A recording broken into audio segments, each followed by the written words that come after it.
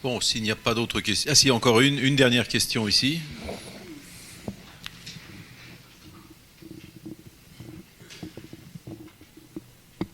Merci. Ça ne sera pas une question sur les sobriquets, je regrette pour toi, mais plutôt pour les organisateurs. Tout à l'heure, Philippe Marchenet a dit qu'il avait envoyé tout son papier. Est-ce qu'il serait possible d'avoir disponible pour les participants les papiers au moins de ceux qui ont été envoyés, premièrement. Deuxièmement, le colloque, si je comprends bien, était ouvert, effectivement, et on n'a pas du tout à s'inscrire. Mais l'inconvénient qui en résulte, c'est qu'on n'aura pas de liste de participants, ce qui est toujours bien utile quand on vient à un colloque, surtout quand on veut initier, disons, un réseau européen, etc. Et puis, troisièmement, on nous a présenté brièvement tout à l'heure l'Institut d'histoire de l'alimentation. Est-ce qu'il y aurait une feuille un peu de présentation de cet institut, de ses statuts, de ses objectifs, de la composition de son éminent comité scientifique? On en connaît quelques-uns déjà, mais puisque c'est un colloque fondateur, c'est certainement prévu, mais je voulais en avoir confirmation. Merci. Francis, peut-être... Vous venez répondre ici, tenez bien.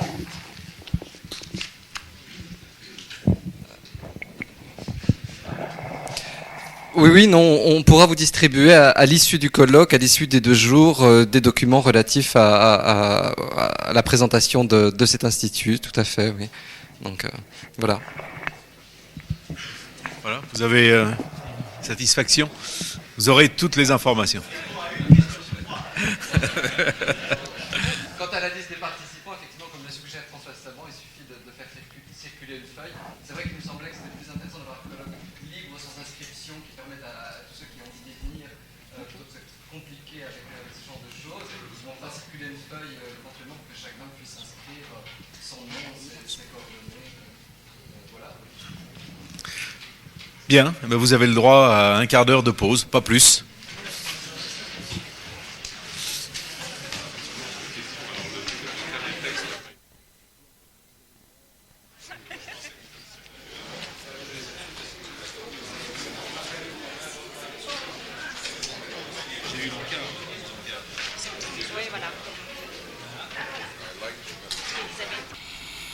Wir wissen nun allerdings noch sehr wenig darüber, wann sich solche Ernährungs- und Geschmacksmuster herausbildeten und verfestigten, noch auch darüber, welches denn überhaupt die Gemeinschaften waren, in denen sich gemeinsame Ernährungs- und Geschmacksmuster entwickelten. Wir haben darüber heute Morgen ja schon einiges gehört.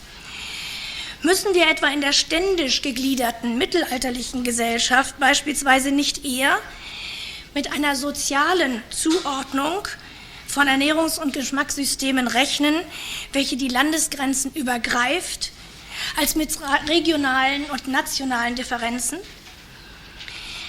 Ab wann kann vom Entstehen eines Bewusstseins von kulinarischer Eigenständigkeit der Regionen oder der Nationen die Rede sein? Um diese Fragen zu beantworten, sollte man so weit wie möglich zurückgehen. Für das Mittelalter, in dem sich die Staaten des heutigen Europa zu formen begannen, stehen leider nicht allzu viele Quellengattungen zur Verfügung. Quantitative Auswertungen von Haushaltsrechnungen und Ausgrabungen von Abfallgruben ermöglichen nur punktuelle und partielle Einblicke in die Zusammensetzung der Nahrung. Allzu spärlich sind leider auch Berichte über Menüpläne in den erzählenden Quellen, relativ selten auch die Erwähnungen von Gerichten in der fiktiven Literatur. Daher scheint sich ein Quellentyp anzubieten, der zumindest im deutschsprachigen Bereich in erheblichem Umfang anzubieten hat, vorhanden ist, handschriftliche Kochrezeptsammlungen, die Kochrezepte benennen nämlich nicht nur die Zutaten, aus denen die beschriebenen Gerichte sich zusammensetzen, sondern aus ihnen geht auch hervor, auf welche Art und Weise die Gerichte zubereitet werden, was für die Frage nach dem kulinarischen System einer Gesellschaft in einer Epoche ja nicht unwichtig ist. Auch davon war heute Morgen schon punktuell die Rede. Da je nachdem, ob die Zutaten gebraten, gekocht oder im Ofen gebacken oder in Öl ausgebacken werden, ja völlig unterschiedliche Geschmacksrichtungen entstehen. Ich lasse ein anderes Problem hier beiseite, nämlich die Frage, ob denn die mittelalterlichen handschriftlichen Kochrezeptsammlungen überhaupt einen praktischen Konnex haben, ob sie mit der Praxis mehr zu tun haben, als eine vage Anweisung, eine Möglichkeit zu sein. Diese Frage ist in der Fachliteraturforschung heute noch nicht entschieden. Und wir haben vorhin gehört, dass in Amerika aus medizinischen Gründen mediterranes Essen propagiert worden ist. In ähnlicher Weise finden sich mittelalterliche Kochrezepthandschriften auch in überwiegender Masse in medizinischen Handschriften überliefert. In meinem Beitrag will ich der Frage nachgehen, welche Auskunft deutschsprachige Kochrezeptsammlungen des 14. und 15. Jahrhunderts über Ernährungs- und Geschmacksmuster, über kulinarische Systeme in Deutschland im ausgehenden Mittelalter zu geben vermögen. Prämissen für die Auswertung dieser Kochrezeptsammlungen. Ich muss diesen Analysen einige Bemerkungen zur Gattung vorausschicken. Es mag verwundern, dass aber die Anzahl der deutschsprachigen Kochrezeptsammlungen ist mehr als doppelt so hoch wie der bislang bekannten französischen und italienischen Manuskripte zusammen und höher auch als die der englischen Handschriften. Lambert und andere verzeichnen 11 französische, 13 italienische sowie 2 katalanische und eine portugiesische Handschrift, die ich also in diesen Kontext einordne, 39 englische sowie 2 anglonormannische und immerhin 49 deutsche Handschriften, und denen sind noch 5 weitere, die inzwischen bekannt geworden sind, hinzuzufügen. Also allein vom Umfang her ist die deutschsprachige Überlieferung die größte auf dem Kontinent. Zweitens, die deutschsprachigen Kochrezeptsammlungen des 14. und 15. Jahrhunderts lassen sich nicht, wie die französische, auf eine einzige zurückführen, die im Verlaufe der Überlieferung mehr oder weniger großen Modifikationen ausgesetzt war. Sie lassen sich auch nicht mal auf 2 klar umrissene Traditionsstränge zurückführen, wie die italienischen Kochbücher. Vielmehr zeichnet sich nach unseren heutigen Kenntnissen ab, dass diejenigen Handschriften, zwischen denen es Überlieferungsgemeinschaften gibt, sich in wenigstens 4 oberdeutsche Überlieferungsstränge und einen nordeuropäisch-niederdeutschen Überlieferungsstrang gliedern lassen. Würden Sie das jetzt mal versuchen abzunehmen? Ich habe den Versuch einer Skizze mitgebracht, die diese Überlieferungsverflechtung aufzeigen soll. Ich kann darauf jetzt nicht im Einzelnen eingehen, weil das auch nicht mein Hauptziel ist. Es soll nur zeigen, wie komplex die Verwandtschaftsverhältnisse mittelalterlicher deutschsprachiger Kochrezeptsammlungen sind. Und hier sind nur knapp 20 eingearbeitet von den über 50, die es gibt. Die oberdeutschen Traditionsstränge profilieren sich dadurch, dass 2 oder mehrere Handschriften ganze Blöcke von wörtlich gleichen oder nahezu gleichen Rezepten, meist auch noch in gleicher Abfolge, überliefern. Wobei dann aber das Problem der zeitlichen Staffelung entsteht. Das älteste ist in der Mitte des 14. Jahrhunderts entstanden. Das Gros unserer Überlieferung stammt aus dem 15. Jahrhundert und ist zum ganz großen Teil nicht genau datierbar. Wir haben also nicht nur unterschiedliche Handschriften, sondern auch die Frage, wie verläuft eigentlich die Überlieferung. Neben den genannten Traditionssträngen existieren jedoch auch Sammlungen, die sich keinem davon und auch keiner außerdeutschen Überlieferung zuordnen lassen.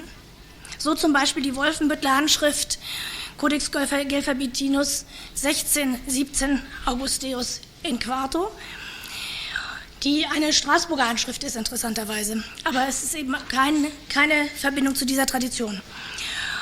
Ob dieser eher seltene Fall Beispiel für die unmittelbare Verschriftung von Küchenpraxis darstellt, ist noch zu untersuchen und ist noch nicht klar. Drittens, das Gros der vor allem im 15. Jahrhundert entstandenen Handschriften, welche Kochrezeptsammlungen enthalten, kann eben auch nicht datiert werden. Diese Tatsache erschwert es ganz erheblich, Aussagen darüber zu machen, ob die in ihnen zum Ausdruck kommenden kulinarischen Muster Veränderungen unterworfen waren. Eine gewisse Ausnahme bilden hier nur die Handschriften, die zum ersten bayerischen Überlieferungsstrang gehören, ganz links. Die Mondseher-Handschrift und die Kochrezeptsammlung aus dem Wiener Dorotheenkloster, die 93 Rezepte gemeinsam haben, übernehmen weitgehend den Rezeptbestand des Buchs von Gurter-Spiese, das gute 100 Jahre vorher entstanden ist.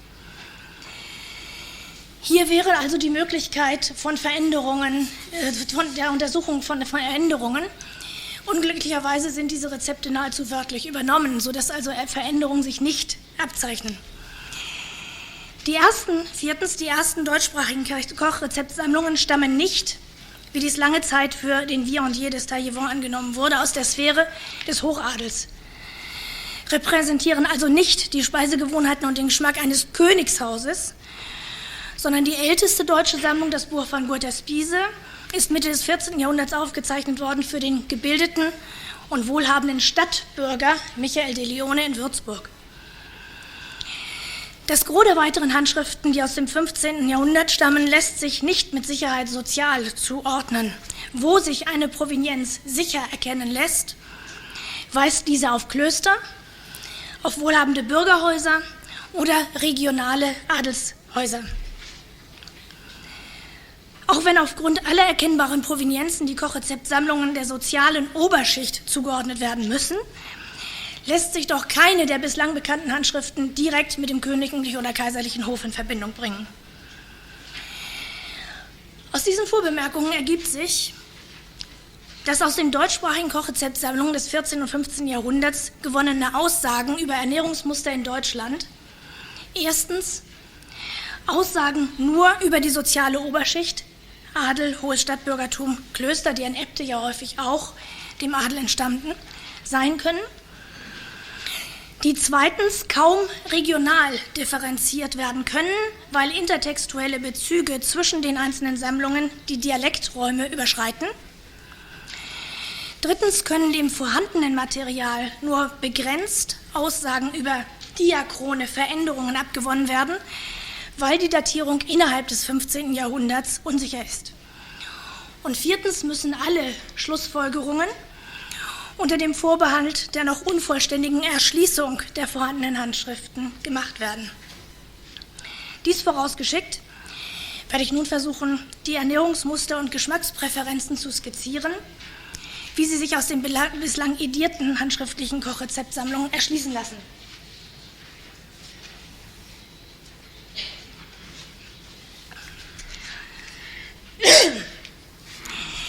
Wie ich in einer früheren Untersuchung bereits dargelegt habe, lassen sich anhand der deutschsprachigen Kochrezeptsammlungen des 14. und 15. Jahrhunderts kaum regionale Ausdifferenzierungen der Speisegewohnheiten und Geschmacksrichtungen erkennen.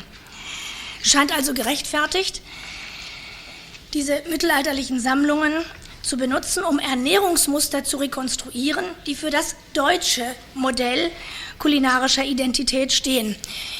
Deutsch steht hier für den geografischen Raum des Mittelalterlichen Reiches, umfasst also zum Beispiel auch Österreich und deutsch sprechende Teile innerhalb des Alpenraumes. Es meint also nicht Deutschland in den heutigen Grenzen. Man wird sich daher sicher zunächst zu fragen haben, durch welche Spezifika sich das deutsche Modell etwa gegenüber dem französischen, dem italienischen oder dem englischen Modell auszeichnet, falls es eine solche nationalstaatliche Abgrenzung der kulinarischen Modelle im Spätmittelalter überhaupt schon gab. Man geht sicher nicht fehl, wenn man als Arbeitshypothese zugrunde legt, dass sich die Besonderheiten der Küche und des Geschmacks entweder in der Verwendung bestimmter Bestandteile, Zutaten, Produkte manifestieren oder sich in einer spezifischen Mischung gegebener Bestandteile zu erkennen geben. Ferner kann die Präferenz oder die Vermeidung bestimmter Gerichtstypen und Zubereitungsarten nationales Spezifikum sein. Zunächst die Zutaten. Ein beachtlicher Teil der Gerichte in diesen Sammlungen wird unter Verwendung von Fleisch hergestellt. Dabei schwankt der Anteil von Fleischspeisen an der Gesamtmenge der Rezepte von Sammlung zu Sammlung erheblich, was eben gelegentlich damit zu tun hat, dass diese Sammlungen aus Klöstern stammen und Fastenrezepte repräsentieren. Von den Fleischarten dominiert in den Rezepten das Hühnerfleisch. Erst an 2. und 3. Stelle stehen Schweine- und Kalbfleisch, wobei vor allem Spanferkel besonders beliebt gewesen zu sein scheint. Auch Gänse werden immer wieder erwähnt, kaum jedoch Enten. Rezepte für Kuhäuter werden mit Frauenessen überschrieben und besonders für Wöchnerinnen empfohlen, was darauf hindeutet, dass man mit einer medizinisch-diätetischen Wirkung dieses Gerichts rechnete, nämlich der Übertragung der Milch hervorbringenden Eigenschaft des Organs auf die Esserin. Auffallend häufig treten auch Rezepte auf, in denen Innereien eine wesentliche Ingredienz bilden. Vor allen Dingen Leber, wobei sowohl Kalbs- als auch Rinder- als auch Schafs- und Bocksleber, Hirsch- und Rehleber verwendet werden. Aber auch Lunge, Hirn und bei Geflügel auch Magen werden nicht selten verarbeitet. Wildrezepte finden sich unter den fleischhaltigen Gerichten nur in geringer Anzahl. Das entspricht übrigens den heutigen archäologischen Funden, dass also etwa nur 3% der Nahrung der Fleischnahrung aus Wildgerichten bestanden hat. Meist beziehen sie sich auf Hirschfleisch, oftmals speziell auf die schon erwähnte Hirschleber, aber auch Wildgeflügel wie Rebhuhn oder Wachtel und kleine Vögel wie Wacholderdrosseln kommen vor. Gelegentlich werden auch Eichhörnchen erwähnt. Spektakuläre Ausnahme sind Rezepte für Bärentatzen oder Bärenkopf. Im Unterschied zu Frankreich und England fehlen jedoch Schwäne, Pfauen und Störche oder Kraniche in den deutschen Rezeptsammlungen des 14. und 15. Jahrhunderts völlig. Nur der Reiher taucht in einigen Rezepten auf. Diese anderen Geflügel werden im 16. Jahrhundert in den gedruckten Kochbüchern dann auch erwähnt und das verdankt sich sicherlich einem übernationalen Austausch. Fisch, traditionell wichtigste Ingredienz von Fastengerichten, fehlt in keiner der deutschen Kochrezeptsammlungen. Dabei dominieren Süßwasserfische, allem voran Hecht und Aal, daneben auch Anke. Lateinischer Name ist Salmo lacustris, wird dann nach den einzelnen Regionen benannt. Esche, Barsch, Brasse, Forelle, Lachs, Lamprete oder Schleie, aber kaum Karpfen. Diese Dominanz der Süßwasserfische ist sicherlich nicht zuletzt auf den meerfernen Entstehungsraum der meisten Kochrezeptsammlungen zurückzuführen. Vielfach wird auch der Rogen als zentrale Ingredienz erwähnt. Zahlreich sind in den meisten Sammlungen die Rezepte für die Zubereitung von Flusskrebsen. Allerdings gibt es auch eine Reihe von Rezepten für die Zubereitung von Stockfisch, der als Fastenspeise bis weit ins Binnenland verbreitet war. Auffällig ist dagegen das Fehlen von Fröschen oder Schnecken in den deutschen Rezepten. Sie tauchen erst in den gedruckten Kochbüchern des ausgehenden 16. Jahrhunderts auf, interessanterweise aber auch auf der Bebilderung einer Geschichte des Konstanzer Konzils. Dort scheint das wohl als etwas Ungewöhnliches wahrgenommen worden zu sein. In den Rezepten fehlen sie.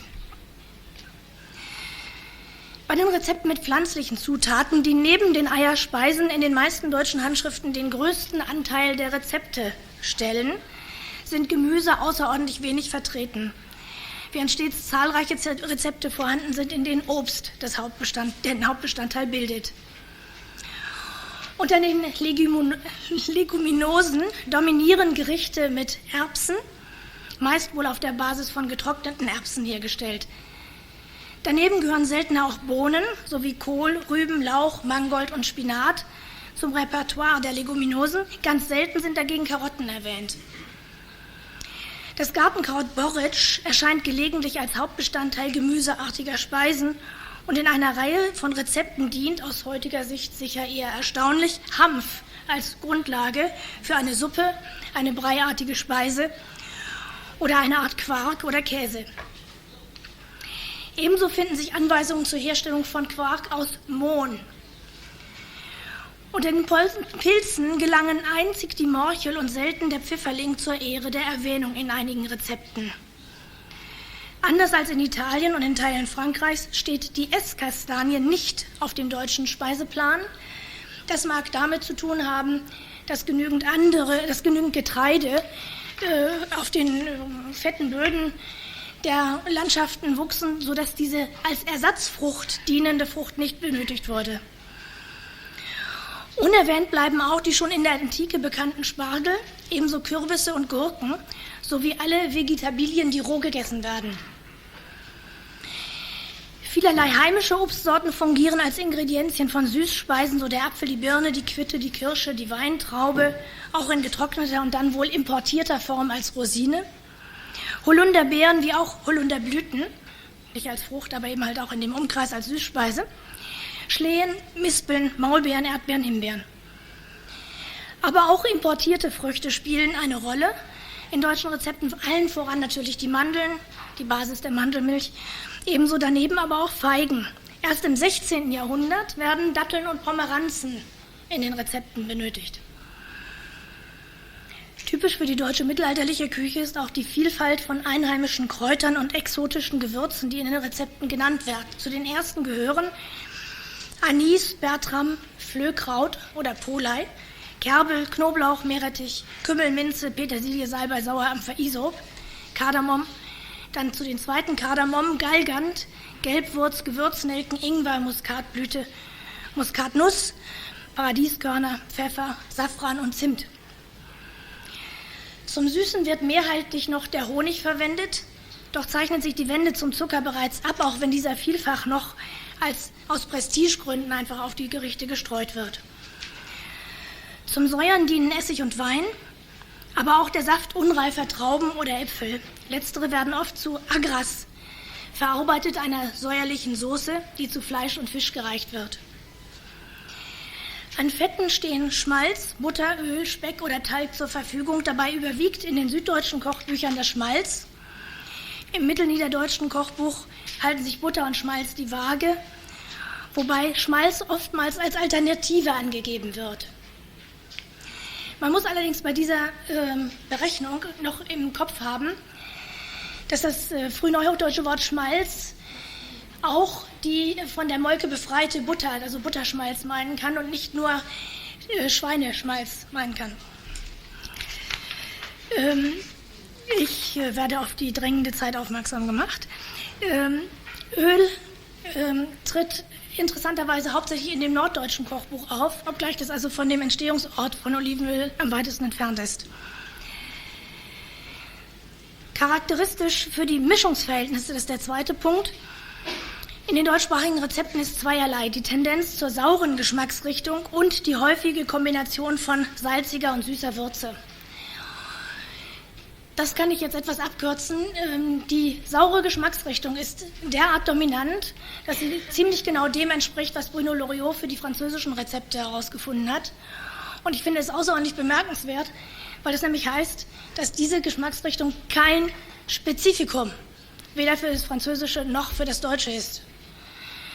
Und ich finde gerade von hier aus auch sehr wichtig, dass wir europäische Vergleiche machen und nicht immer nur in unserem eigenen regionalen Bereich hängen bleiben. Die süß-salzige Kombination ist ja etwas, was heute noch typisch ist, vor allen Dingen für den nordwestlichen und norddeutschen Raum. Die geht also offensichtlich schon auf das Mittelalter zurück, ist aber dort sehr viel weiter verbreitet, nämlich vor allen Dingen auch im süddeutschen Bereich verbreitet gewesen, als sie es heute ist.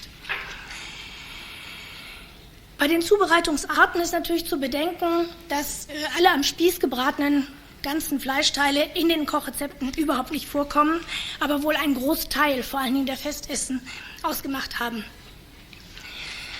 Zwei Zubereitungsarten stehen im Vordergrund. Mehrfach gekochtes, das dann unter Zugabe von Mehl oder Eiern wieder geformt wird und erneut gegart wird, und in Teig eingefasste Gerichte, Pasteten und Ähnliches. Diese beiden Phänomene sind typisch für die mittelalterlich-deutsche Küche. Ich muss noch eines sagen, es gibt noch eine Form von Gerichten, Sulzen, Gallreien, Sülzen oder Ähnliches, die zunächst zeitlich am Anfang stehend unter Verwendung von Semmelbrösel eingedickt werden und dann später unter Verwendung von einer Gelatine, die aus Kalbsfüßen oder Schweinsfüßen gewonnen wird, oder aus Hausenblase gemacht werden. Also die klare Gelatine ist später. Die Gerichte werden oftmals unter Beigabe von Wein und Essig hergestellt, werden also wiederum gesäuert. Wenn ich jetzt resümiere, das, was ich hier ausgebreitet habe, dann kann ich feststellen, dass die deutschen Ernährungsmuster und Geschmackspräferenzen, soweit sie aus den handschriftlichen Kochrezeptsammlungen des 14. und 15. Jahrhunderts sich ablesen lassen, in vielem mit den westeuropäischen übereinstimmen. Kriterien zur Abgrenzung einer eigenen Identität deutscher Geschmackspräferenzen bilden die häufige Verwendung von Schmalz statt von Butter oder von Öl, sowie vor allem die auffällig häufige Kombination süßer und salziger, gelegentlich auch süßer und saurer Würze. Solche Geschmackspräferenzen scheinen mir ein Phänomen der Longue Durée zu sein, zumal sie eben heute noch zu finden sind. Es mag aber sein, dass solche Phänomene der Longue Durée heute im Zeitalter der Globalisierung eben auch von anderen Seiten aufgehoben werden und dass von dort her eine Annäherung der Geschmacksmodelle diesseits und jenseits des Rheines stattfinden wird. Danke.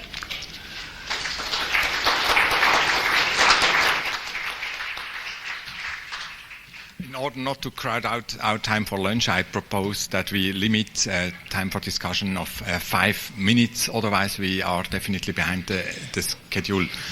Ask for questions and remarks.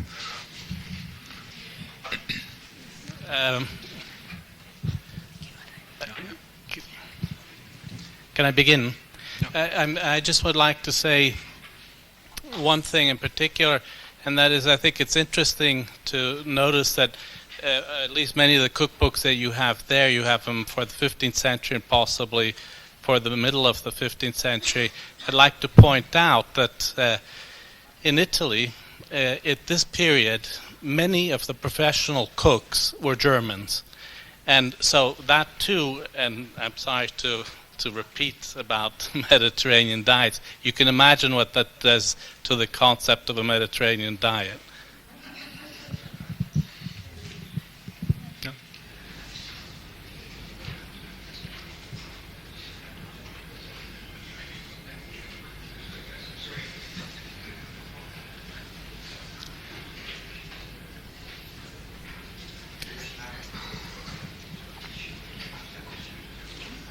Oui, juste une remarque.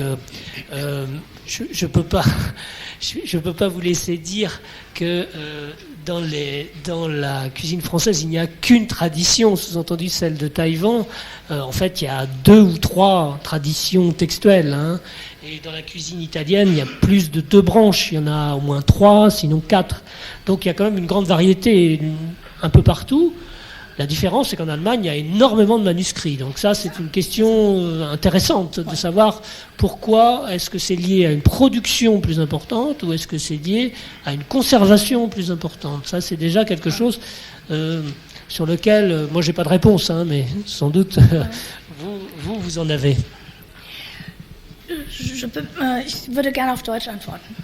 Ça va? J'essaye en français. Pour l'instant, je ne peux pas vous donner une réponse suffisante, satisfaisante à la question pourquoi il y a tant de sources, tant de manuscrits.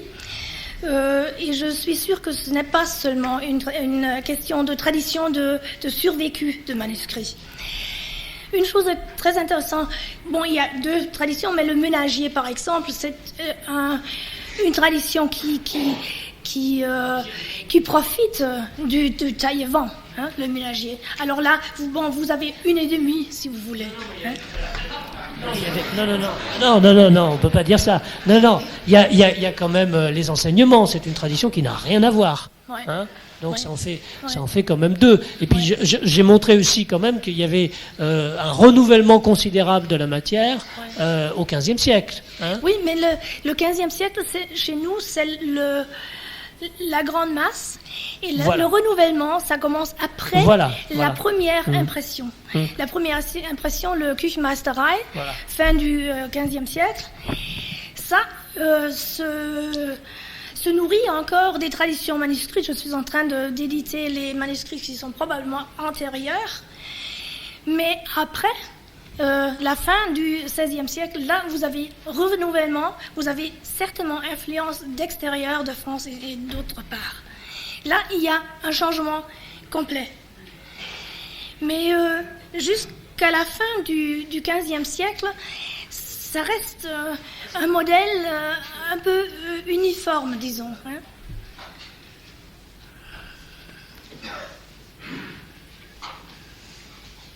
So I would like to thank to the EHLERT for her contribution, and we continue with Peter Notacker.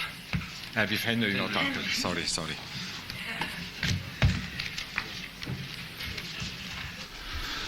The first cookbooks in print appeared around 1500 in Italy, Germany, France, England, Spain, and the Netherlands. And before the end of the 17th century in Poland, Hungary, Sweden, Denmark, and Portugal. Most of the other nations in Europe had to wait another 2 centuries before they got their own cookbooks, printed in their own language and in their own land. This happened during the 19th century, when a great number of these same nations went through a period of struggle for national independence and experienced a growing consciousness of their national identity. My question is there a connection between the two events? In other words, is the emergence of the first national cookbooks related to the broader current of nationalism? And if so, in which way is it related, and to which aspects of nationalism? In much of the nationalism of the 19th century, there is a strong sense of history and tradition. Many of the nations tried to justify their demands for independence by demonstrating that they had existed as independent states in the past. Other nations referred to a long cultural tradition of their own, expressed through language, customs, and popular art. To prove this, new historical research was instigated, popular ballads and stories were recorded and published, objects of popular art were collected and exhibited. In this process, we would also expect the food traditions to be recorded, the old recipes to be written down and printed. But is the publication of the first cookbooks to be understood as part of such a process? Are the food traditions considered by the nationalist elite as an important part of national identity? One of the prominent students of nationalism, the sociologist Anthony D. Smith, refers to food when he discusses the term national identity and says that identity is often understood as sameness. Members of a particular group, he says, dress and eat in similar ways and speak the same language. In all these respects, they differ from non-members who dress, eat, and speak in different ways. Is this how the nationalists of the 19th century understood their own food culture?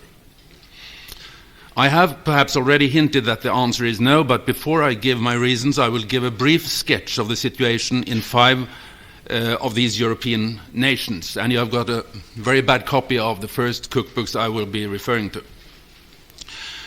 Romania got its independence in 1878.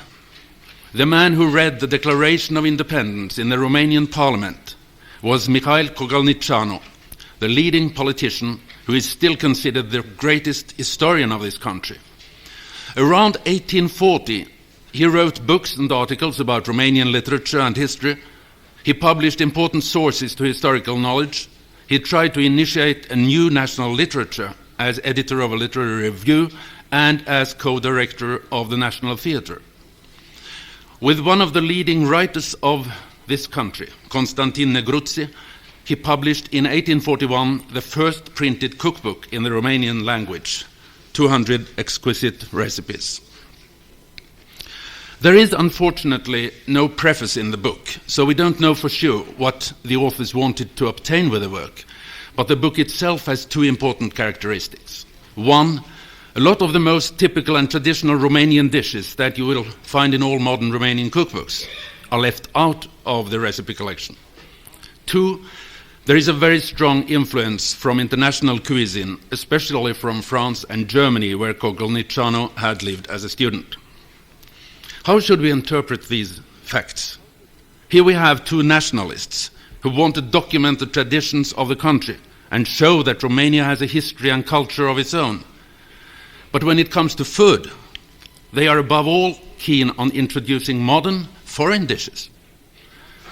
I think this may be explained by an ambiguity in Coglinicciano between Herder and the Enlightenment.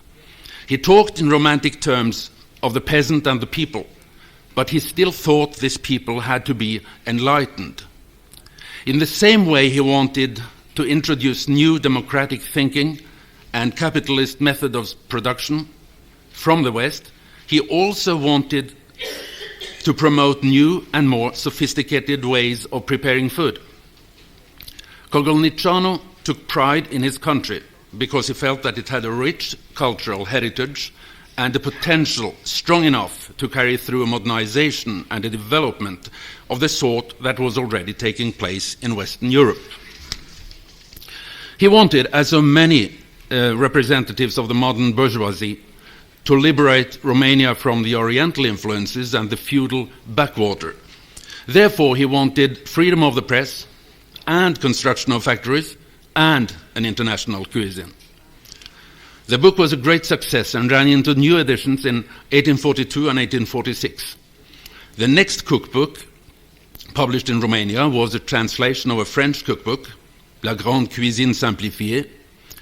The foreign influence was also strong later, but in the second half of the century, more genuinely Romanian dishes were included in the cookbooks.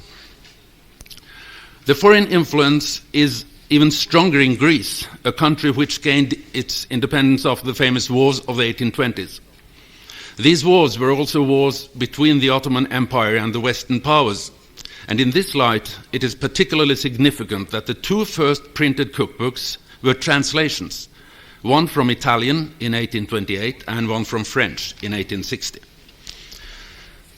In an unpublished article she has let me read, Anna Matteu, who is here today, shows how strong the foreign influence, especially the French, remains in the later cookbooks signed by Greek chefs.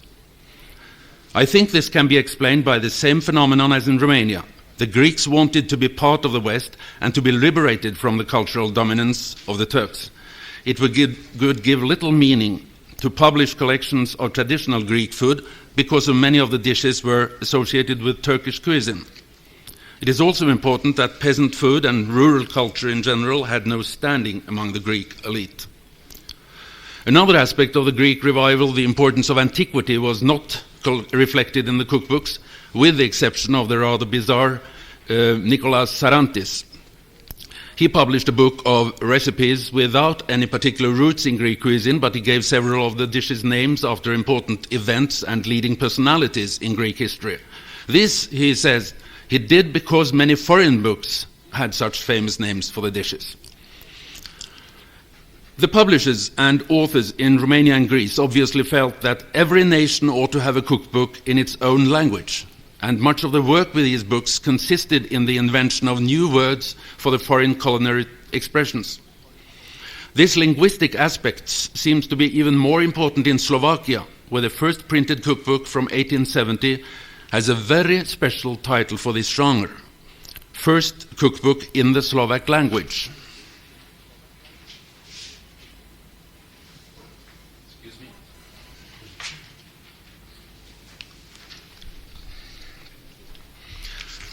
The Slovaks had no official written language until far into the 19th century, and much of the national struggle was dedicated to the establishment of a written language based on the spoken dialects. Many Czechs wanted the Slovaks to use the Czech language, which is fairly close, but this was not acceptable to the Slovaks. I can't go into detail about the early versions of Slovak and the differences between Protestants and Catholics in the dispute. Important to us is the fact that the norm, which in the end was established, was based on the work of Ludovic Stur, and it is his norm that is used in the cookbook. The author created a Slovak culinary language based on Stur's principles, and in this lies the great importance of this book. The culinary terms used in the new Greek and Romanian cookbooks were taken from or influenced by French. In the Slovak book, the model is the German language. This is important. First of all, there is very little Czech influence, in spite of the fact that many Czech cookbooks were already printed. This may be interpreted as an attempt to maintain a certain distance to the Czech language in order not to be swallowed by the neighbor nation. But of course, it is also important that in the Habsburg Empire, the Czechs were ruled from Vienna, the Slovaks from Budapest. After the so-called Ausgleich in 1867, this division between the Czechs and the Slovaks was even deeper than before. In the double monarchy, the Hungarians won a stronger independence. There was also a better balance between the Hungarian language and the German, which earlier was the only official language. But while the Hungarians had their own language respected within the Union, they tried to control and suppress other minority languages in their kingdom. A strong majorization was conducted in Slovakia, and this was why it was so important for the nationalists to conquer new areas for the Slovak language. As Maria Ivanova-Salingova writes in the introduction to a modern reprint of the cookbook, the influence of Hungarian culinary language is almost non-existent, in spite of the fact that the book was published in Budapest by a restaurant chef in this city. If we take a look at the recipes, we find popular dishes and elegant dishes, traditional dishes and modern dishes, national dishes and foreign dishes. This is a national cookbook with very strong foreign influences. But the main focus in the book is not the dishes themselves. In the preface, the author underlines that he wants to teach the Slovak women to be good housewives. Referring to the upper classes, he says that the Slovak women read novels and newspapers and play the piano, but they don't know how to use a ladle in the kitchen. Again, the book is not important because it records old national dishes, but because it helps the modernization of the country in this particular field. Iceland, this little nation in the Atlantic, was ruled by Denmark until the 20th century. Its inhabitants, conscious of their history and one of the most literal people in the West, for hundreds of years copied out in manuscript again and again their old medieval sagas. During the latter part of the 18th century, the young intellectual elite who studied in Copenhagen expressed their growing national concern through the creation of the Royal Scientific Society of Iceland, and in the 1770s they started the publication of an encyclopedia. In two of the early volumes, they encouraged the writing of an Icelandic cookbook, and in the 12th volume in 1791, a long article was published by one of the leading members. The author writes in general terms about the diet in Iceland, but there are also many practical recipes, most of them from the wife of the author, he says. She was a Danish lady who had never been to Iceland, and the majority of the recipes are in fact traditional Danish dishes. The main concern for the author was not to record old Icelandic recipes, the way other traditions in the country were recorded. After all, he wanted to teach the inhabitants, above all, he wanted to teach the inhabitants how to use the local products more efficiently, more rationally. This barren island had recently been through great hardships, such as an earthquake and an epidemic, and the number of domestic animals had diminished. The first real cookbook in Iceland, printed as a separate work, is Simple Cookery Booklet from 1800, and I include it here even if it, in a strict sense, belongs to the 18th century. The author of the book obviously wants to teach the Icelanders new dishes that will make their diet more varied. The book is not aimed at everybody, but at the housewives of affluent families, as the front page declares. In the text, however, there are not only examples of more sophisticated dishes, but also of simpler ones for the servants. A great many of the dishes were Danish, in fact taken directly from a well-known Danish cookbook. Norway was my country, was a part of Denmark from the end of the Middle Ages until 1814, when an elected assembly declared the country's independence. Because of international politics, however, Norway had to spend the next century in a union with the Kingdom of Sweden. a country strongly influenced by France because now ruled by Bernadotte, one of the Napoleon's marshals, and his descendants. The union with Sweden did, however, not stop the growth of a national identity in Norway. This was a golden age with Edvard Grieg and Henrik Ibsen, but also the period when popular culture was recorded, ballads and fairy tales, and later dress and architecture. There was also a great interest in the Viking Age and the 12th and 13th century, when Norway had been an important European power. On this background, it is interesting that many of the cookbooks' titles contained the word Norwegian and sounded as an echo of titles as Norwegian Legends, Norwegian Folk Songs, and Norwegian Fairy Tales, published in the same period. A closer study reveals, however, that there was no real similarity because the cookbooks were not collections of traditional national dishes of popular Norwegian diet. Most of the recipes were, as in the Icelandic books, traditional Danish dishes, often taken from Danish cookbooks. It is important in this connection that they were also printed in Danish. The 400 years of Danish rule had established Danish as the official written language of Norway, a language comparatively different from the spoken dialects of the ordinary people. Why then put the word Norwegian in a title when the only difference from before was that the books were printed in Norway? In my opinion, it has to do with the growth of Norwegian book industry, with economy as much as with culture, or again with modernization as much as with tradition. Publishers, printers, and booksellers tried during these years to liberate themselves from the Danish influence and create a national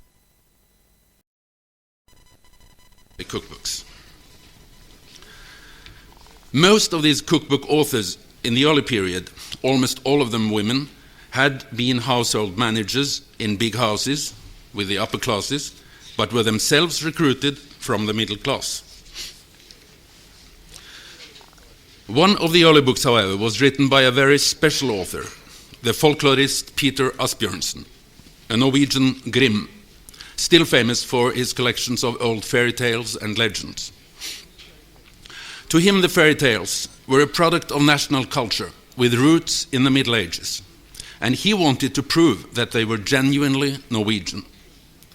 When Asbjørnsen collected these stories, he walked around the country to the most remote areas and listened to old people in farms and cottages. One would perhaps think that the food he was served might also be interesting as a product of national culture. But no. When Asbjørnsen published his cookbooks in 1864, he directly attacked the cuisine of the Norwegian housewife. The old fairy tales had to be conserved. The old cuisine had to be changed. Peter Asbjørnsen was not only a folklorist, but also a scientist with international connections. In Germany, he discovered the new ideas about food and nutrition put forward by the great chemist Justus von Liebig and his pupils. Back in Norway, Asbjørnsen wanted to reform the cookbooks so they were more in tune with the new theories of human diet.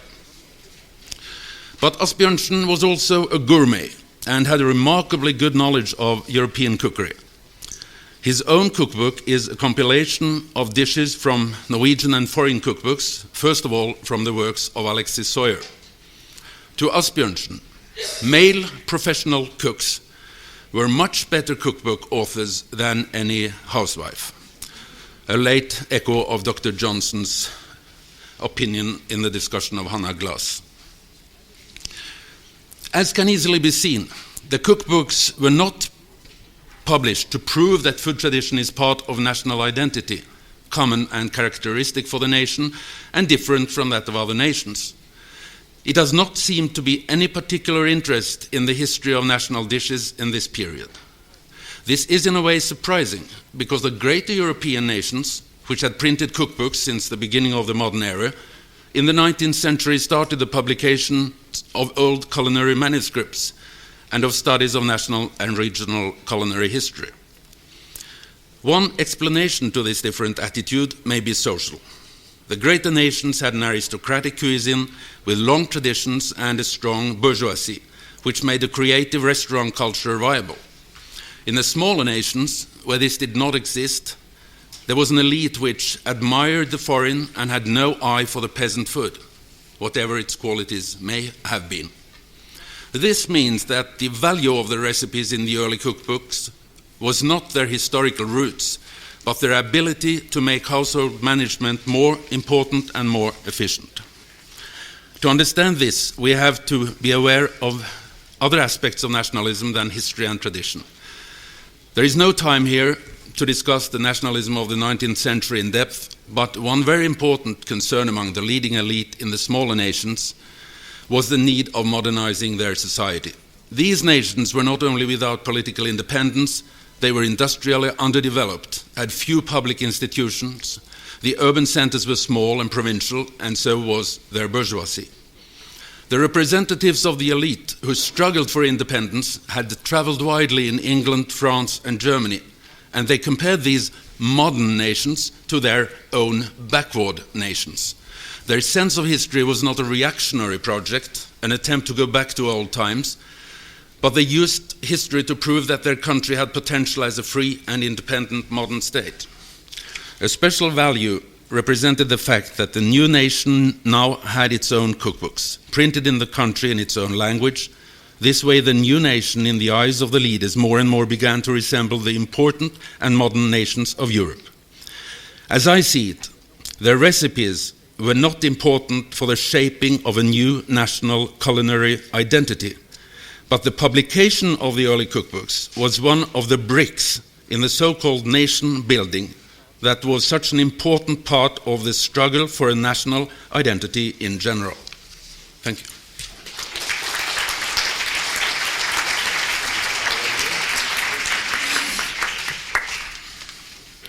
Thank you. Yeah. Well,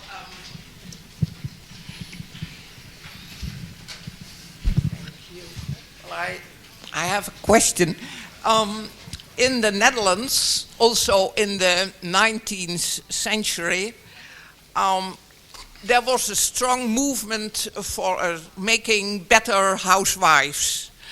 The elementary situation obviously was very bad in the middle of the 19th century. And there came a reaction for making better housewives by cookery schools for the young women, the young peasant women and the young bourgeois women as well. But then new recipes really were invented, but they were presented as traditional ones. This was the real old Dutch cuisine. What was not the case, but it was presented as such. And many recipes of that period still now in the Netherlands are estimated as the old Dutch cuisine.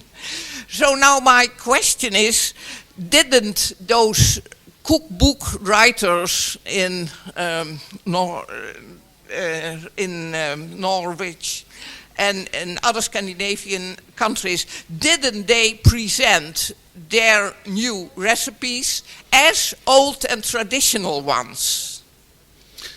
No, the fact is that they presented the recipes, they didn't introduce the recipes as something other than perhaps new and good recipes. But what has happened is that in the 20th century, these recipes from the 19th century are considered the real old Norwegian recipes.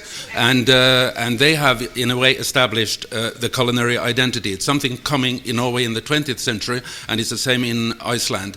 And so they had a very strong impact of the forming in the long run on the culinary identity, but were not meant as such.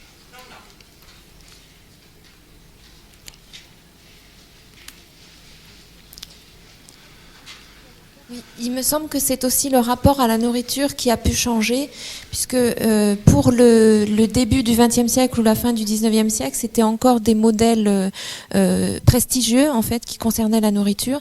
Je pense que le développement du tourisme plus tard a pu expliquer le développement des livres de cuisine et l'utilisation de la cuisine au niveau national.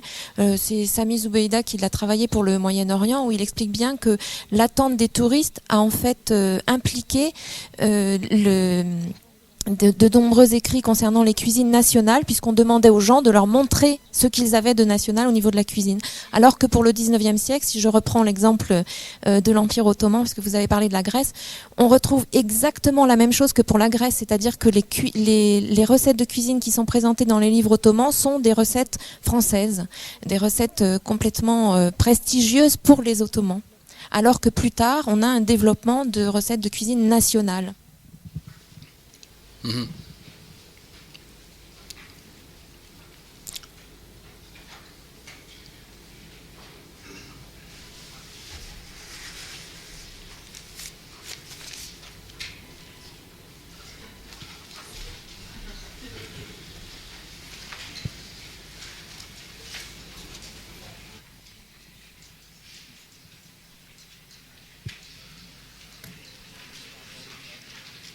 If there are no further questions, let's continue with the last contribution. Perhaps we can have a discussion integrating the different aspects. At the end, we have a bit time before lunch then. I give the word to Peter's colleagues from Brussels. You will now hear some kind of variation of the previous lecturer. My paper tackles the question of the search for national sentiments of a young, small nation, in particular with regard to food. This young nation is Belgium, that became independent from the Netherlands in 1830, and that consisted of clearly different parts. First of all, there is the language. There is in the north of the country Flemish, or Dutch, if you wish, and in the south French, or at least a dialect of the French. But that's not the only difference. There is also, perhaps more importantly, the difference with regard to social, economic, and cultural differences between the two parts. Like the previous speaker told us, in the 19th century, many countries were in search for a national identity, and so did Belgium. And Belgium constructed national sentiments through an image, sorry for my Dutch colleagues here, an image of a foreign enemy, which were the Dutch till 1939. First. Second was the monarchy. Third, a national art. We invented something called École Belge in painting. We also invented a national literature, which was not easy, living in a country with two languages, including historical writing. And Henri Pirenne is one, not perhaps the best example, but one example of this. And finally, there is Brussels, the city and the image of Brussels as the locus of national pride and celebration. And by 1850, we have texts where we can read that Belgium was a fait accompli, an accomplished fact. Just as the previous lecturer, I wondered whether food did play a role in this process of identity formation, just as it did, and I think there is one example in Hungary with the goulash. And I refer to an article by Esther Kisban, published a few years ago in a book edited by Hans Stuyterberg. Now, this presupposes a link between a nation and food, food being a dish, a drink, or a particular food item. I accept this existence of such a link not as a given something, but as something that is constantly constructed and negotiated. To me, such link appears most clearly when both the own people, the Belgians, as well as the other, the non-Belgians, if you wish, have made this link. And I think, I'm convinced that identity formation is very much a matter of confrontation, in this case of nations, but also of class, gender, age, whatever. So, would food have played a role in the formation of national sentiments in Belgium?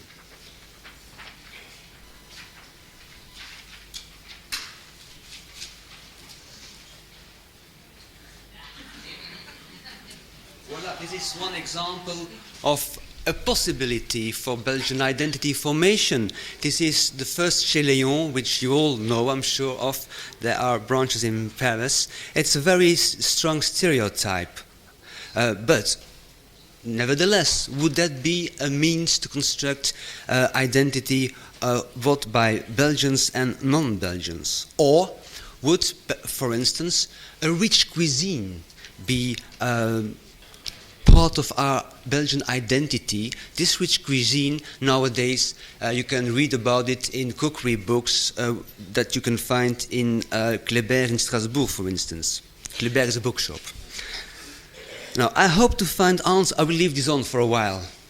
I hope to find answers in menus of restaurants and special occasions, and for special occasions, tourist guides, because there you have the confrontation of the own and the other, advertisements, newspapers and magazines, population censuses and tax registers, to see whether the cuisine in Belgium was labeled, was presented and described as Belgian or as a national cuisine. Now, the use of these sources bias me towards a more elitarian cuisine, a luxury cuisine. I'm very well aware of this. Now, this paper has two sections. First is called French Culinary Hegemony 1830-1910s.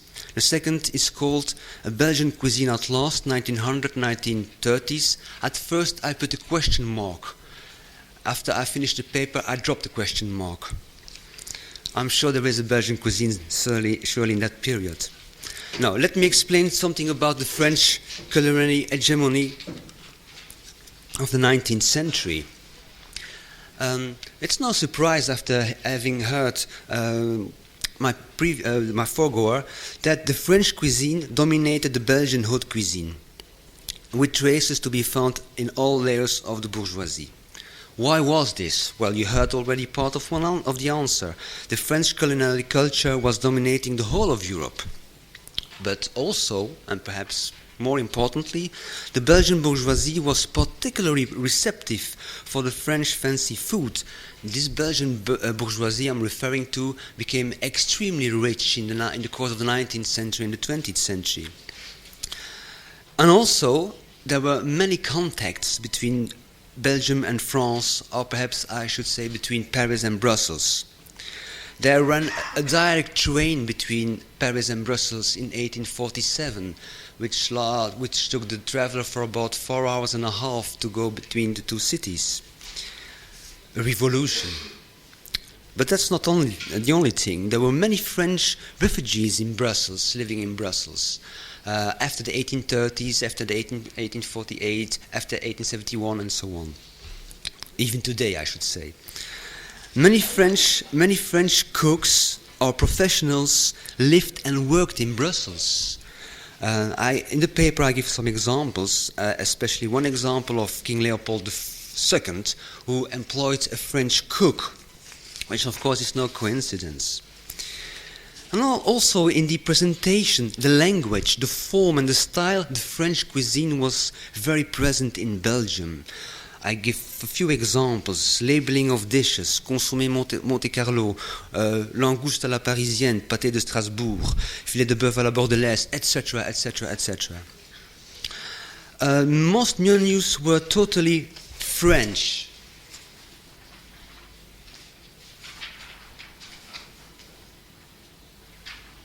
This one is very classic. I'm sure many people recognize this type of menu. It's at the Palais Royal at a certain feast at the opening of the new parliamentary year. It's a French menu with a very. Also, you can read these menus in Paris, in the rest of France, in the course of the 19th century. But also advertisements. In local papers, you could read references to France and French cuisine. One example I give in the paper is the Taverne Royale in the center of Brussels in 1890, advertising Service tout parisien. I don't know what this is. I think it's meant to be a good thing. But perhaps most importantly is that this cuisine made in Belgium and labeled by Belgians as French cuisine or international cuisine was recognized as such by foreigners. One example is the Baedeker Guide, well, you could say the Michelin Guide of the 19th century. And I quote to show how people were thinking about Brussels restaurants. I quote, "Ces restaurants sont élégants dans le genre de restaurant de Paris." I'll wait a few minutes because this is the key sentence of the whole quotation. À la carte, tout y est bon, mais naturellement cher. Ils servent de très fortes portions, de sorte qu'un seul plat suffit souvent pour une personne. There you have the key elements of the Belgian cuisine. You eat well, and it's not expensive, and you have enough. But what's most important here is the comparison between Paris and Brussels. This is very relevant, and for Brussels restaurants it is an outstanding compliment that these Brussels restaurants are matching the Parisian ones. And perhaps an adequate synthesis of what was happening in Belgium again is two advertisements that I found for the same restaurant. It's the same localization, the same place. Now, it's a fancy restaurant. It's because you could see the price of the wine is the normal price of fancy restaurants. In 1856, you could eat à la carte, and the beefsteak frit is named. It's labeled as a specialty. In the year later, you could have déjeuner, dîner et souper, which is something totally different with regard to the beefsteak frit. And of course, most importantly, is the name of this restaurant, which was called à la friture, and the year later it was called Restaurant Français. I conclude the same, on this first part, I conclude with the same conclusion as the previous speaker. Food was not utilized to construct national sentiments. There is no trace of a national dish that was promoted, and there are only very, very rare references to regional and local dishes. Food was, in these upper classes, used for other means. My second point is the Belgian cuisine. Starting around 1900, things started to change. What happened? I start with a text published in Le Figaro Illustré in June 1910 by a French journalist on the occasion of the International World Fair of 1910, which was organized in Brussels. This culinary journalist was extremely enthusiastic about Belgian cuisine. That is nothing new, but surprisingly, it is about local food. It is about waterzooi, about rijstpap, scheuzels, rognon de veau à la liégeoise, carbonate flamande, moule anversoise, etc., etc. This all is testifying to the bonne cuisine bourgeoise. Of course, this bonne cuisine bourgeoise existed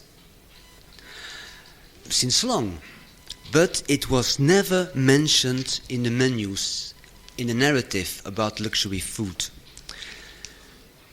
Now, what is the meaning of this article?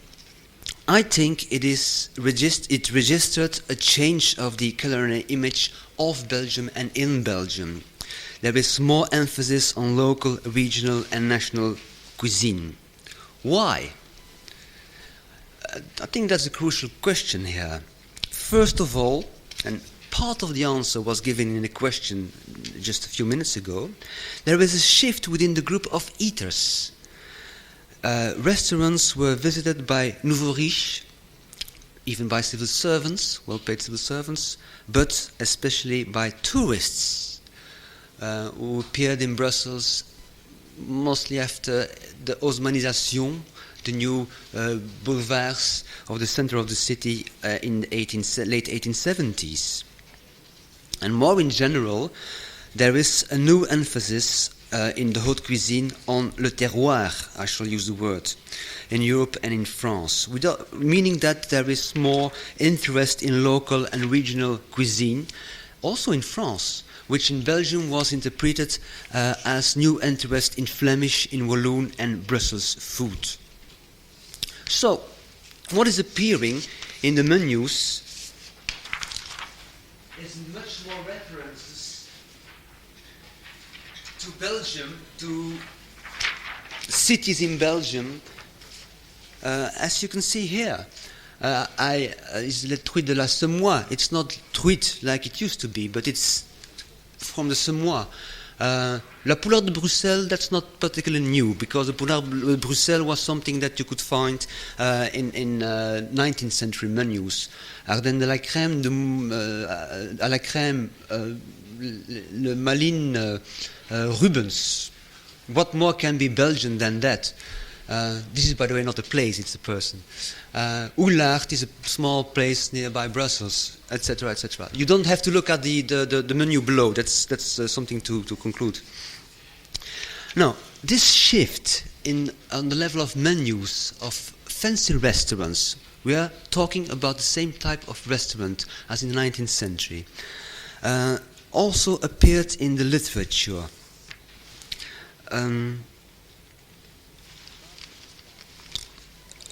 The Baedeker guide, the one I used before, is doing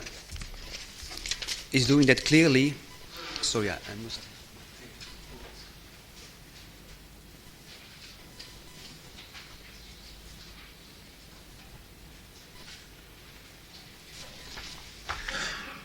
I have another quotation, which is very interesting, by a Frenchman, a French cook, who lived in Brussels for many years, who was the owner of a fancy restaurant called the Filet de Sole nearby the Grand Place.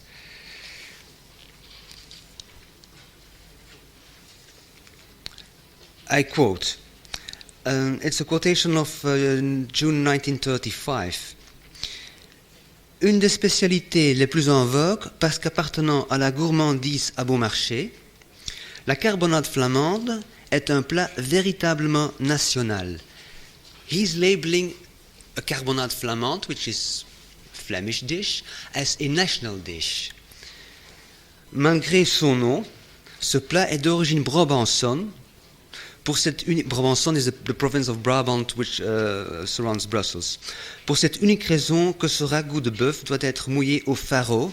Faro is a kind of beer. Bière aujourd'hui disparue, qui ne se brassait que dans les brasseries bruxelloises. I think this is a marvelous example of an invention of a tradition, of a culinary tradition. And it was labeled as national, as Brabantine. Of course, the national sentiments expressed through food were extremely important after November 1918, after the end of the First World War, when a strong Belgian identity, which was recognized internationally, especially by the United States, made all Belgian social classes march with the king and the government of the sacred union, the Union Sacrée. However, I should not exaggerate this. There is a national cuisine, a Belgian cuisine at the end of, say, 1900 and especially after 1918. I should not exaggerate this because there was still a French fancy haute cuisine, a Parisian model, that was still very present, and at the end of the 1930s it made some kind of comeback in Belgium. 1. 2. There is also a Flemish national reaction against this belgitude. I give one example in the paper, but this Flemish reaction was not that important, but it was there. Nonetheless, the decade after 1918 did shape a Belgian cuisine, with local specialities and Belgian labeling, which was recognized both by Belgians and foreigners. And I end this paper by a quotation of the Larousse Gastronomique of 1938, which, by the way, has a new print of 2000, and I looked yesterday night to see what they were saying about Belgium, and they almost said the same thing. It's a good country to eat, it's very French, but together it has retained old national traditions. Have I 2 minutes to conclude? No. With regard to the 19th century, I would like to conclude that food was not utilized as a national symbol, not in Belgium and not in other countries. If identification was at work, it was a class issue, what you said. Hence, French haute cuisine in Belgium was an international, whatever that may be, haute cuisine. In the 20th century, regional dishes and names appeared both in and outside Belgium. And Belgian dishes were recognized and they appeared in fancy restaurants and on fancy menus. Nonetheless, the French cuisine continued to exert its influence, leading to a very rich cuisine, which is the label Belgians like to hear nowadays, a Belgian rich cuisine. In the paper I have a small epilogue about the question whether Belgium would present nowadays a culinary synthesis of the good eating. I think it is forming a synthesis of the old French high class cuisine together with a mix of very old Flemish, Walloon and Brussels traditions that existed for many decades, many centuries, and that is based on the richness of the country, the traditional richness of the country. And I would like to end with a quotation by the famous or infamous, or at least prodigious, Go et Milot, when they were publishing their 1965 Guide Julliard de Bruxelles. And I quote, La cuisine belge marie habillement. And I would like to stress the word marie habillement. Le charme des recettes provinciales à l'éclat des plats les mieux inspirés de notre grande cuisine. Obviously, notre is French cuisine. And further they wrote, l'erreur de Bruxelles est d'être en Belgique. And also, and I cannot resist to quote this to end with, they say a word about the patate frites. And they say, quant aux frites, elles sont une calamité. Cette remarque va nous attirer la foudre des Belges, qui vouent à la frite une véritable culte, mais tant pis, il fallait le dire. That's it. Thank you very much.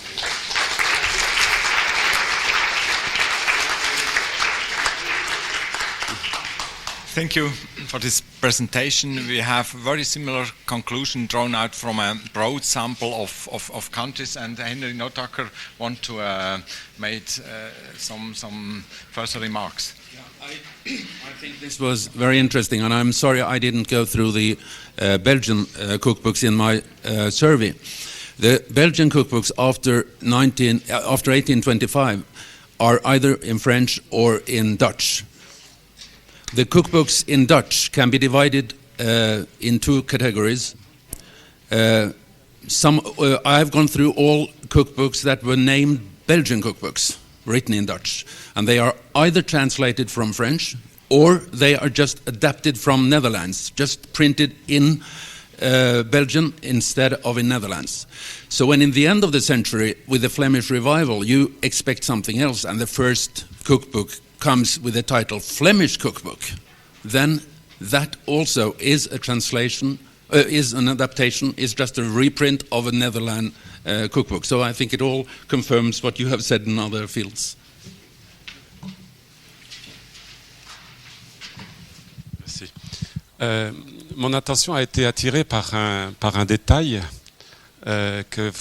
qui apparaît sur le premier menu, celui de la période francophile. Ce sont les cardons à l'espagnol. Ça m'intrigue énormément. Alors, ce qui est intéressant, c'est de savoir quel était ce type de préparation, parce que si ce n'est une faute de goût, c'est en tout cas un problème d'identité alimentaire.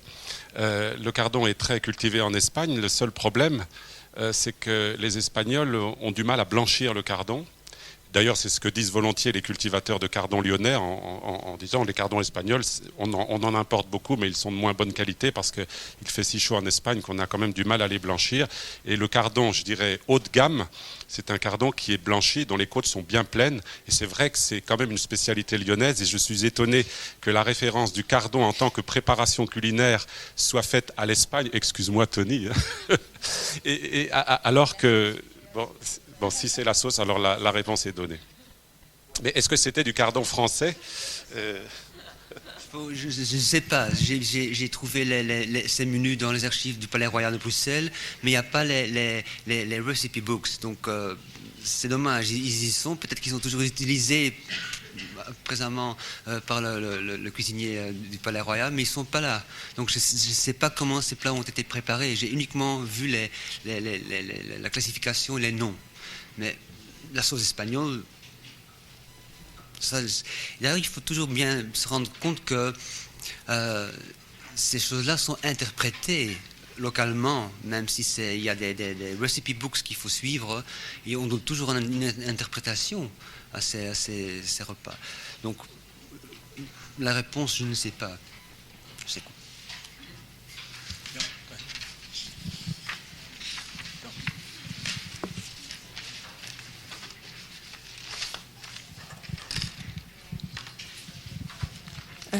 C'est une petite intervention à propos du cardon à l'espagnol. Je suis espagnole, j'ai travaillé un peu dans ça. Et c'est la salade plus précieuse, plus appréciée dans l'Espagne dans le XVIe siècle, le XVIIe siècle.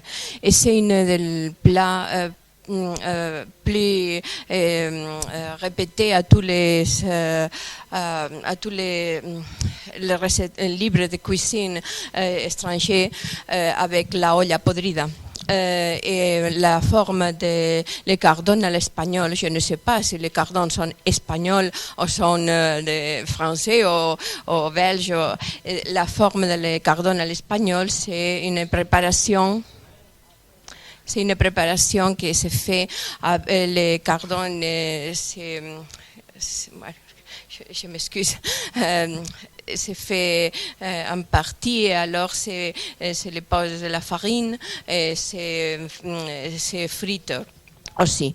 Alors c'est un plat de prestige traditionnel qu'il y a beaucoup de recettes, de livres de cuisine de toute l'Europe qui les recueillent. Merci. Stephen Kaplan.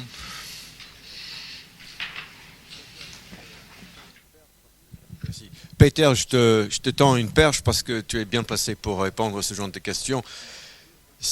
Il me semble qu'il y a deux récits possibles de ce qui se passe, entre autres. Donc, d'une part, tu as une histoire élitaire, d'une appropriation française, d'une imitation d'une espèce de mimésis valorisante qui permet à une élite de se définir. Plus tard, cette élite entreprend à se donner une identité nationale, fruit donc d'une certaine évolution politique. En même temps, on est en pleine question sociale. Et il y a sûrement, dans la grande fracture sociale, de la part de ceux qui se sentent victimes, justement, de la formation de richesse de ceux qui brandissent la cuisine comme élément fondamental de la vie, il y aurait peut-être là une tentation justement de vouloir stigmatiser pas seulement la richesse, mais son expression culinaire, donc de rejeter un effort d'identifier le passé, la tradition, je ne sais pas quelle essentialness avec donc la bouffe. Que tu lances, mais j'ai pas vu de traces dans les sources que j'ai vues qu'il y aurait une sorte une sorte de faire d'un pas en arrière vis-à-vis d'une haute cuisine, parce que avec le tourisme qui arrive, les touristes, et c'est massal, c'est pas quelques Anglais qui viennent visiter Bruxelles et Anvers, c'est massal. Il y a les hôtels, il y a donc et ça, je crois que ça c'est un élément, on l'a dit dans la salle, qui est très important vers 1880-1890. C'est une nouvelle clientèle qui se fout tout à fait de la question sociale, bien sûr. Donc il n'y a pas de populisme culinaire, si je puis dire. Culinaire, c'est pas peut-être le bon mot, c'est-à-dire un effort donc de revendiquer une autre identité qui serait donc enracinée plus profondément avec, disons, une moralité relevant de notre façon de voir le monde. Tu as une bonne idée des Belges, mais je crois que cette idée-là n'existait pas du tout. Peut-être bien au contraire, que lorsque il y a la crise agricole, la crise économique dans les années 80, et on voit qu'à ce moment-là, il y a une sorte de renouveau dans le restaurant de luxe. J'ai essayé de compter le nombre de restaurants à Bruxelles. Et ça entre 80 et 1900, ça explose. Il y a, si j'ai bonne mémoire, il y a environ 180 restaurants en ville, et il y en a 300 juste avant la guerre. Donc c'est énorme, c'est une explosion. Donc je ne crois pas que ça ait vraiment été à ce moment-là.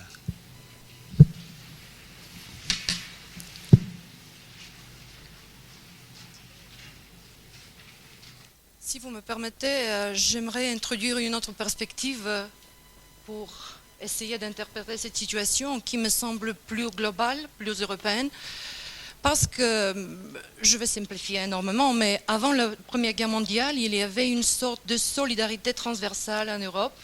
Il y avait la solidarité prolétarienne, la solidarité des intellectuels, la solidarité des aristocrates, de la moyenne bourgeoisie, etc., etc.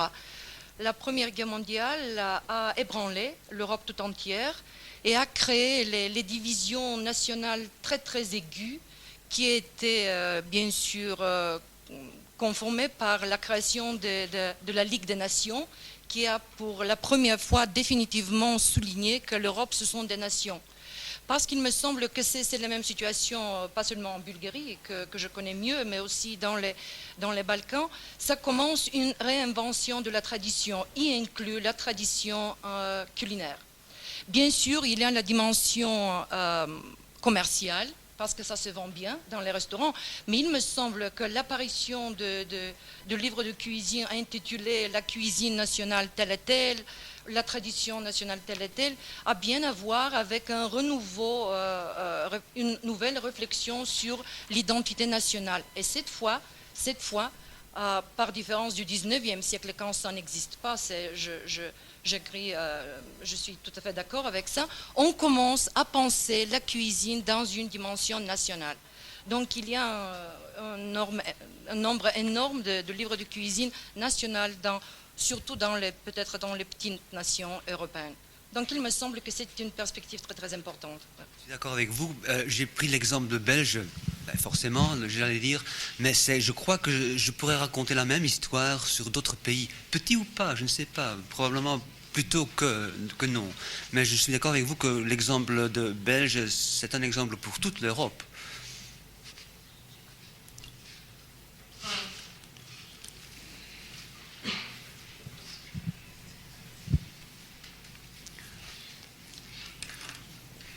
So I would like to close this session just in time, and perhaps the organizers can say what you have to do now in order to have a lunch.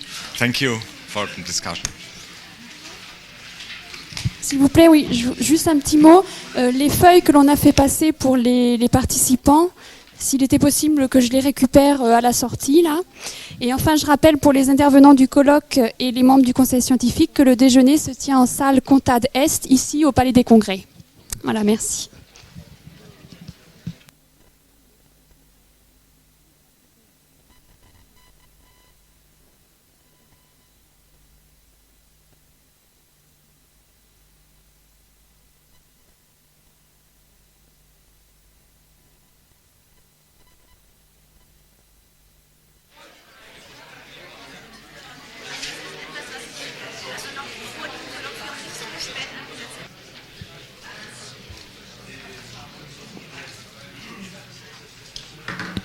façon, on attend François Lissarag.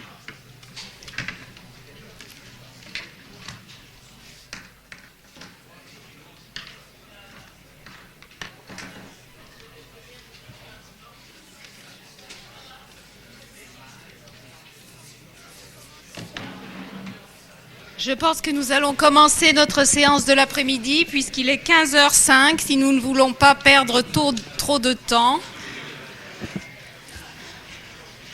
Pourriez-vous vous asseoir, s'il vous plaît?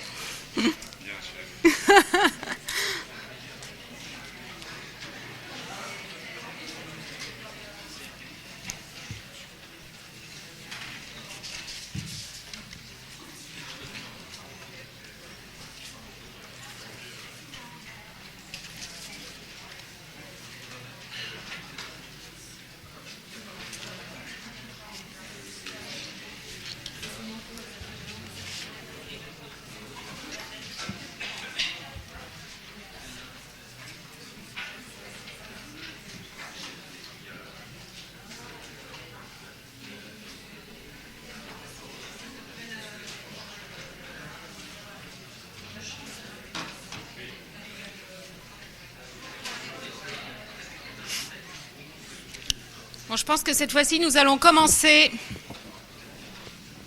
sérieusement. C'est donc le début de notre séance de l'après-midi intitulée « Croyances ». Et nous entendrons donc 3 intervenants. D'abord François Lissarag, ensuite Charles de Miramont et enfin Ariel Toaf pour cette première session de l'après-midi. Alors, en parcourant le texte de Charles de Miramont, j'ai appris que la boisson, et notamment la boisson alcoolique, contrevenait à l'exercice spirituel, à la pratique ascétique, en particulier l'abus de la boisson alcoolique peut-être, même la boisson alcoolique en elle-même, consommée modérément. Je pense aussi qu'elle contrevient à l'exercice intellectuel et c'est très embêtant car nous avons pas mal bu à midi. J'espère que nous réussirons malgré tout à vaincre cet handicap, d'autant que nous avons bu notre vin pur, ce qui ne se faisait absolument pas en Grèce ancienne, comme nous le montrera François Lissarag. Alors cet après-midi intitulé « Croyances », peut-être faut-il donner quelques explications, je ne vais pas entrer vraiment dans le détail. Ce matin, Jean-Robert Pitt a dit qu'il y avait des croyances dans les modèles et des modèles dans les croyances. Au fond, pour dire que les interventions, d'une certaine manière, pouvaient être interchangeables. Je ne sais pas si on peut être aussi radical. Tout ce que je peux dire, c'est qu'il faut prendre le terme « croyance » dans un sens assez large. Et cela est indiqué dans le programme que vous avez d'une certaine manière, car vous voyez que le mot « croyance » est traduit par « beliefs » en anglais et par 2 mots en allemand, « Normen und Gebot ». Alors j'ai demandé à Martin Brogel